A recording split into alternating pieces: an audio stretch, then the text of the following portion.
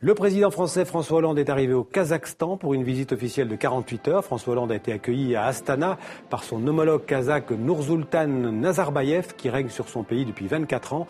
Le Kazakhstan est un immense pays, 5 fois la France, mais seulement peuplé de 18 millions d'habitants. C'est l'allié de la Russie dans cette région d'Asie centrale, un pays très riche en matières premières, surtout en pétrole et en uranium, d'où l'intérêt de cette visite à la fois diplomatique et économique. Alors pour en parler, Slimane Zeghidour, éditorialiste à TV5 Monde, nous a rejoint sur le plateau du 64 minutes. Slimane, je le disais, le Kazakhstan n'est pas une démocratie, loin de là, mais c'est un pays riche. Et donc cette visite de François Hollande va être dominée d'abord par des enjeux économiques et commerciaux. Absolument. Et d'ailleurs, François Hollande est le 3e président français à s'y rendre, après Mitterrand en 1995 et Sarkozy en 2009. Donc c'est un pays, vous le disiez, qui est immense.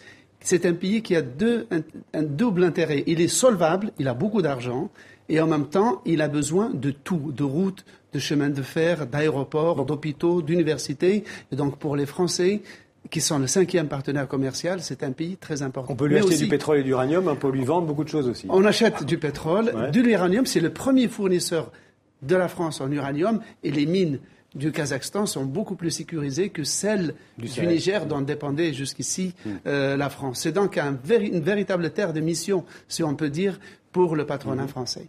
Alors, des enjeux diplomatiques aussi, parce que le Kazakhstan, c'est un important enjeu géopolitique. C'est à la fois un allié de la Russie dans la région, mais aussi un trait d'union vers la Chine. Alors, c'est un allié de la Russie avec lequel il partage 7000 km de frontières.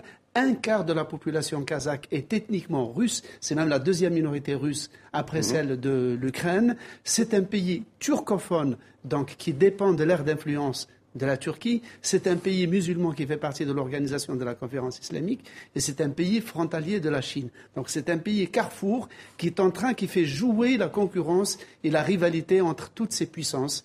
L'Occident, la Turquie, des pays arabes, la Russie et la Chine, et qui arrive à s'en tirer assez bien jusqu'ici. Et on comprend pourquoi les droits de l'homme passent au 2e plan. Merci beaucoup Slimane. Signe d'État.